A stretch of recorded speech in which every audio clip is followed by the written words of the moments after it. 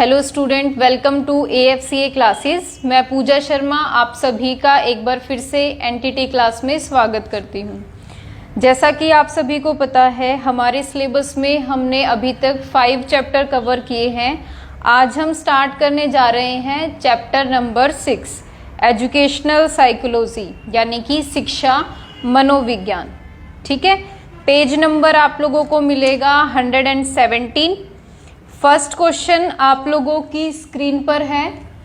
शिक्षा मनोविज्ञान क्या है? शिक्षा मनोविज्ञान ने शिक्षा प्रक्रिया को किस प्रकार प्रभावित किया है? ठीक है, आंसर देखेंगे। शिक्षा मनोविज्ञान का अर्थ एवं परिभाषा।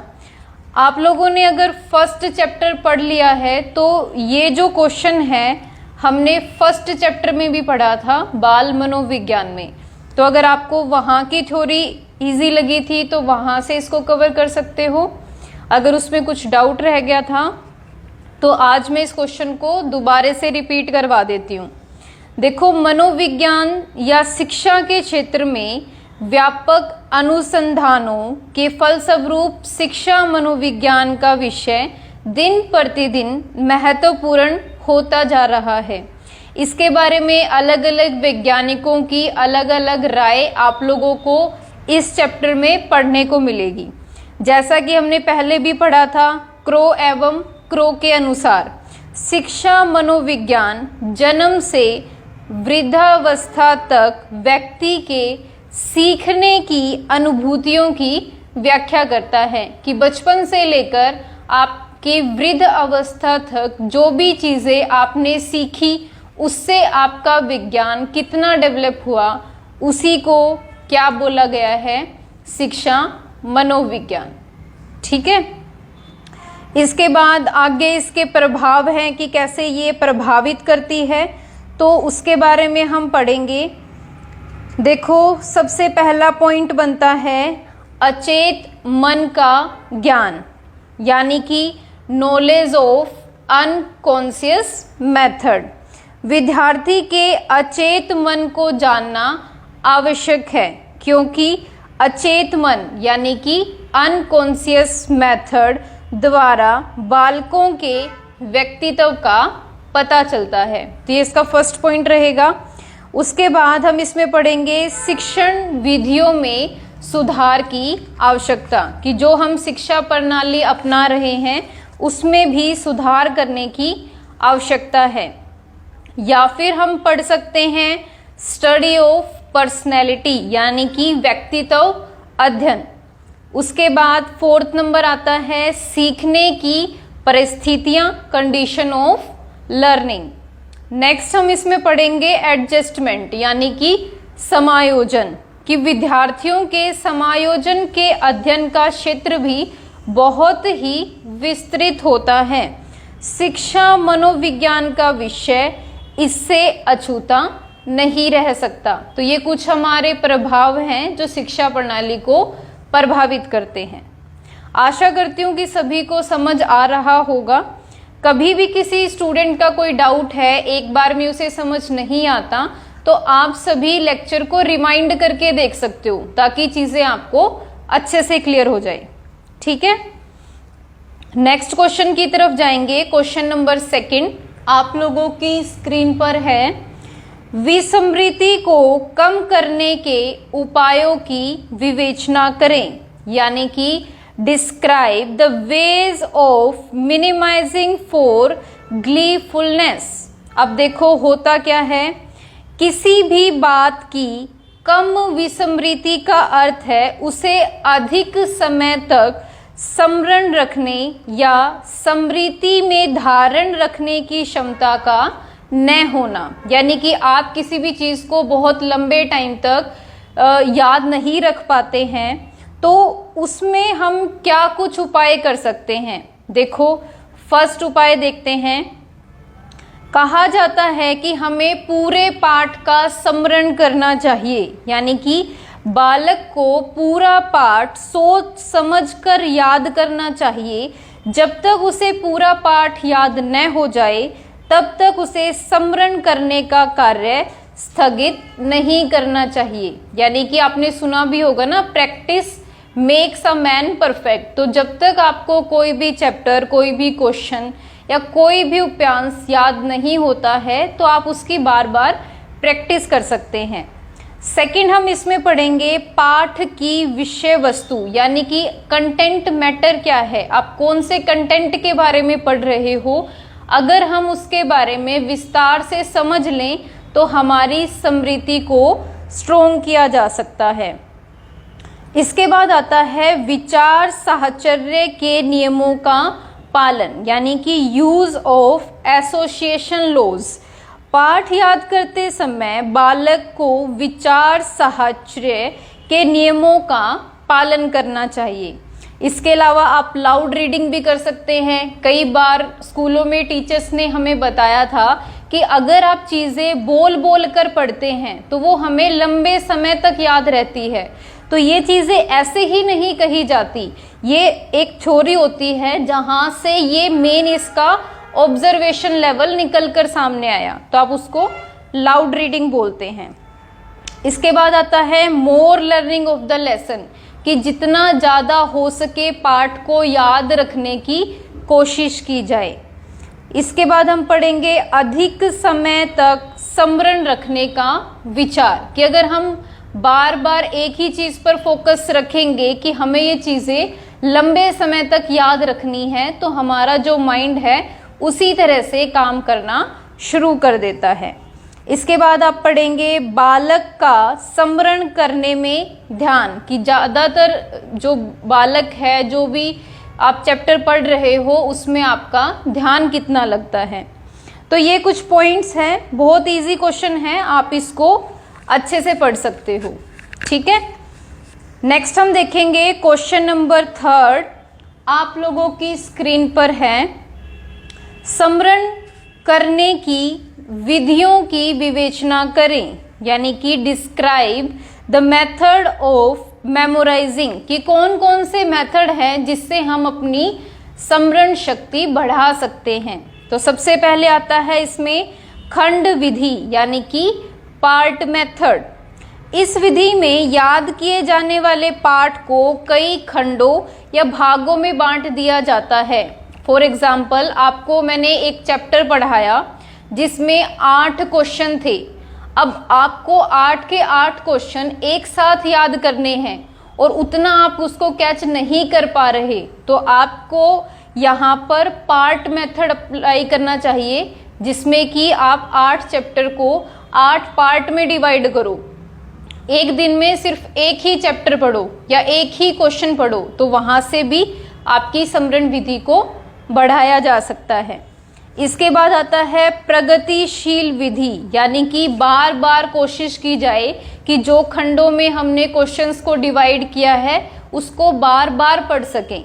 ठीक है, इसके बाद आता है अंतरहीन विधि, यानी कि इस विधि में पाठ को स्मरण करने के लिए समय में अंतर नहीं किया जाता। उसके बाद आप पैसिव मेथड पढ़ोगे या फिर आप रटने की विधि पढ़ सकते हो, क्रिया विधि पढ़ सकते हो। ठीक है, तो ये सब मेथड्स हैं जिनको अप्लाई करके आप अपनी स्मरण विधि को बढ़ा सकते हो। ठीक है, नेक्स्ट क्वेश्चन देखो, क्वेश्चन नंबर 4 आप लोगों की स्क्रीन पर है। इसमें हम पढ़ेंगे वंशानुक्रम के विभिन्न नियमों का उल्लेख कीजिए, यानी कि explain various laws and principle of heredity. अब देखो क्या प्रिंसिपल्स हो सकते हैं। हम सभी को पता है वंशक्रम यानी कि हेरिडिटी, इसका जो मतलब है कि ऐसी कोई भी वस्तु विशेष, कोई भी ज्ञान या कोई भी चीज़ जो हमें हमारे वंश से प्राप्त हुई है। ठीक है, जैसे कि अब किसी भी बालक का जन्म होता है, उसकी शक्ल, उसकी बातें, उसकी कुछ हरकतें अपने पेरेंट्स से मैच खाती है, तो इसको हम क्या बोलते हैं, हेरिडिटी। अब इसके लॉज क्या क्या हो सकते हैं, देखो सबसे पहले आता है समानता का नियम। जैसा कि मैंने अभी आपको बताया कि कोई भी बालक है उसकी शक्ल अपने पेरेंट्स से मिलती है, तो समानता का नियम वहाँ पे फॉलो होता है।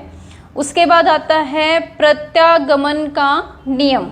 फिर हम पढ़ेंगे इसमें बीज कोश की निरंतरता का नियम, विभिन्नता का नियम, मेडल का नियम और अर्जित गुणों का।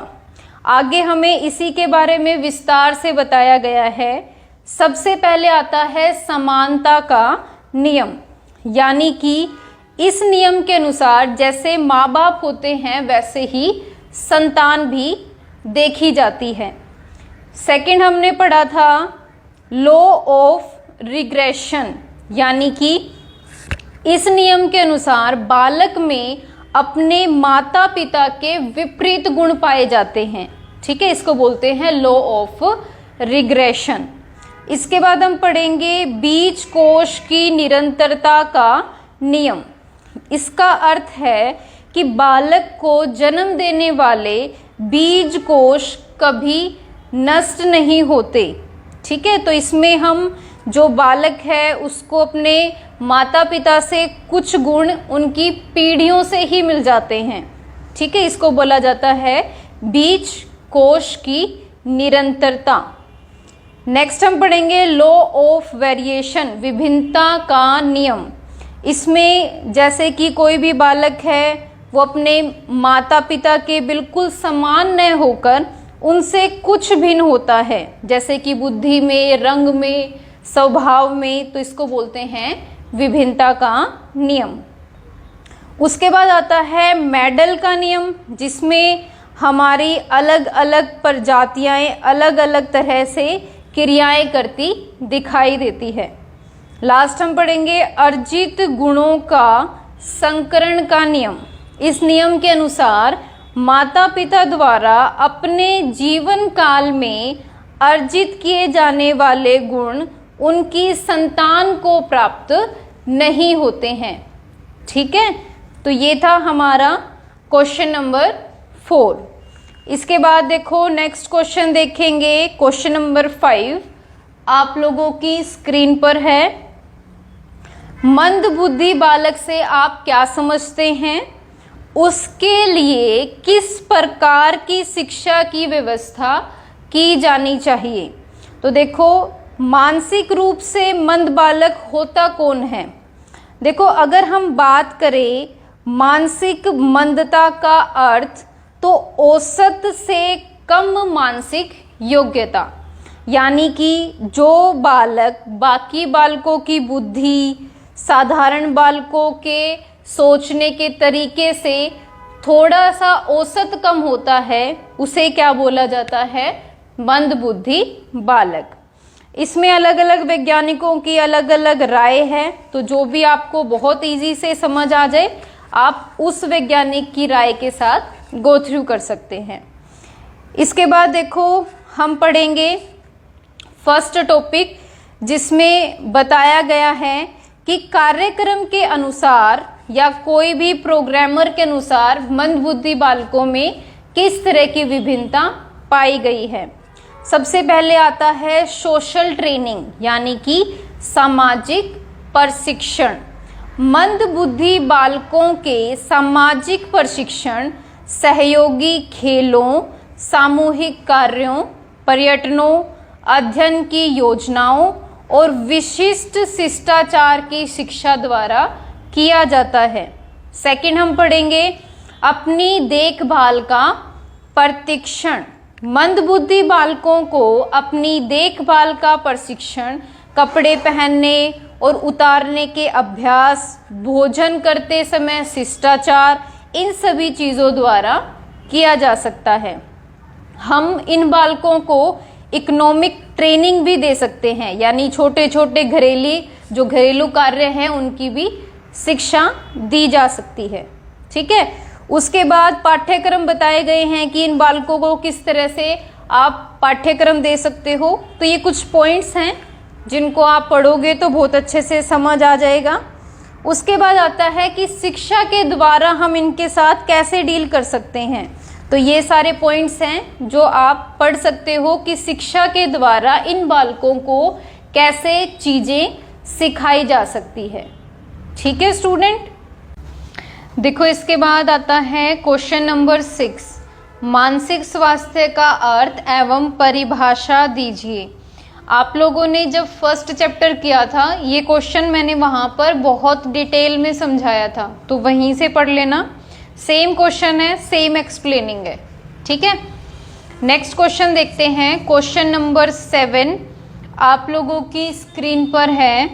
विभिन्न अवस्थाओं में होने वाले शारीरिक विकास के विषय में एक निबंध बताइए।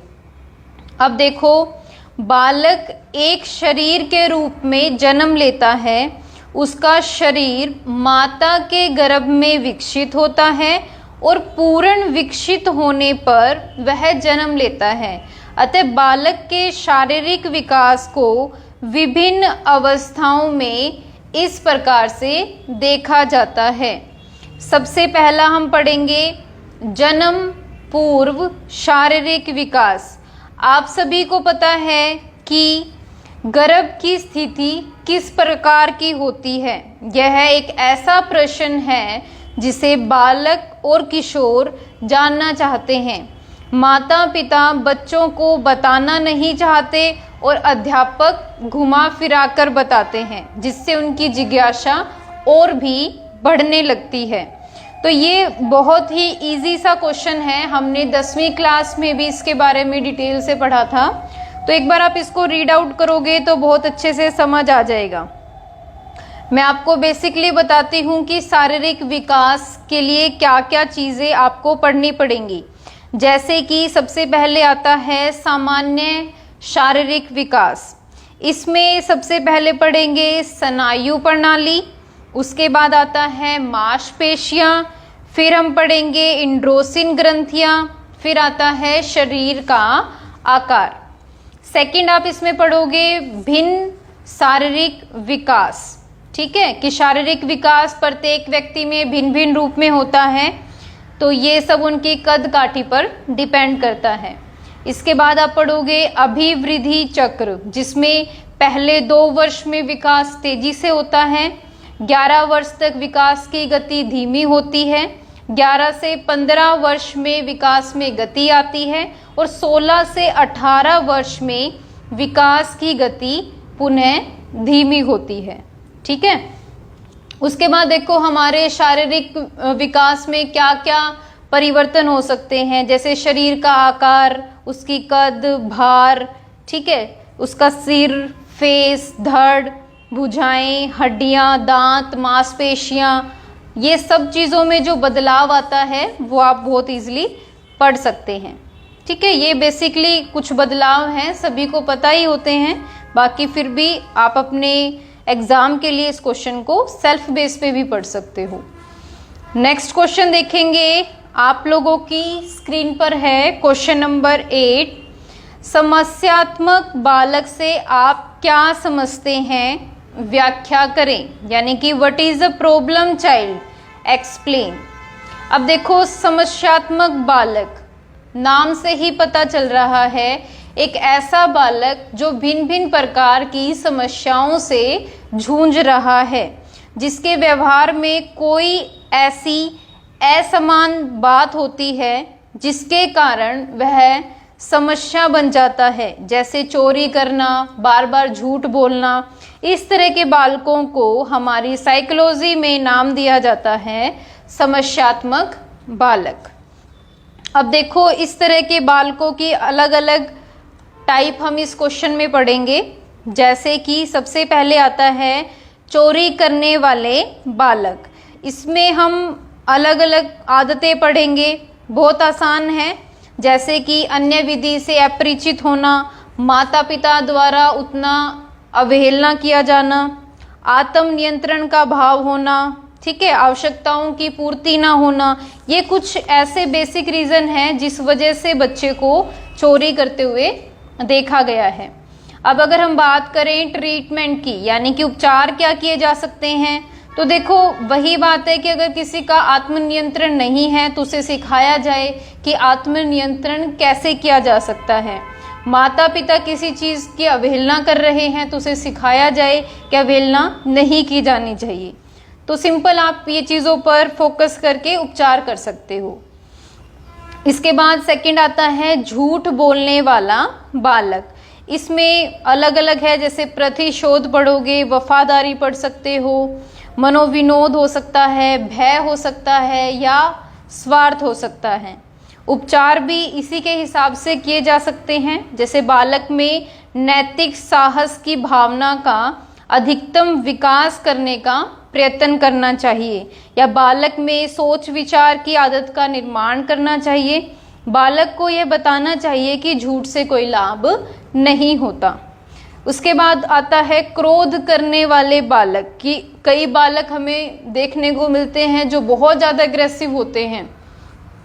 उनका कारण क्या हो सकता है? देखो, बालक में किसी के प्रति ईर्ष्या होना, या किसी विशेष स्थान पर उसको जाने से रोकना, या खेल कार्य या इच्छा में विघ्न पड़ना, ये कुछ रीज़न है जिसकी वजह से बालकों को अत्यंत क्रोधित होते हुए देखा गया है। उसी के अकॉर्डिंग हम इसका उपचार भी कर सकते हैं। ओके स्टूडेंट, आशा करती हूँ कि सभी को क्वेश्चंस बहुत अच्छे से क्लियर हो रहे होंगे। अगर फिर भी किसी बच्चे का कोई डाउट रह जाता है, कोई क्वेश्चन आप लोगों को नहीं समझ आता, तो सबसे पहले कोशिश करें कि आप वीडियो को रिवाइंड करके देख पाएँ ताकि चीज़ें क्लियर हो जाएं। फिर भी किसी का कोई डाउट रह जाता है तो जो नंबर आप लोगों को स्क्रीन पर स्क्रॉल होता है, यहाँ पर आप कॉल करके मुझसे AFCA कंप्यूटर सेंटर हिसार से संपर्क भी कर सकते हो। आज के लिए इतना ही करेंगे, बाकी की क्लासेस नेक्स्ट लेक्चर में कंटिन्यू करेंगे। तब तक के लिए आप सभी चैनल को लाइक और सब्सक्राइब करें और अपने स्टडी को कॉन्टिन्यूसली रखें। Thank you.